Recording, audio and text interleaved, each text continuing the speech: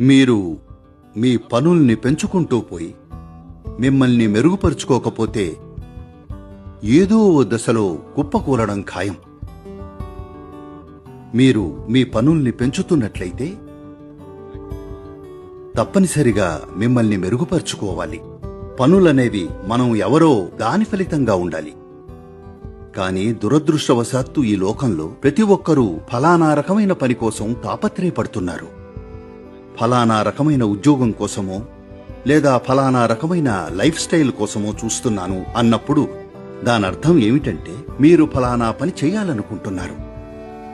దానికి తగినట్టు ఎదిగారో లేదో చూసుకోకుండానే కానీ మీరు మీరై ఉన్న ఈ జీవాన్ని మెరుగుపరుచుకుంటే అలా చెయ్యడానికి చాలా మార్గాలున్నాయి.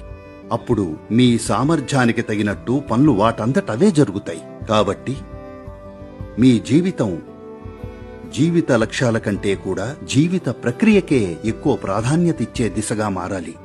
మీరు ప్రక్రియకి ప్రాధాన్యం ఇస్తే, మీరు దానికి అంకితమై ఉంటే సహజంగానే అన్నీ మెరుగవుతాయి.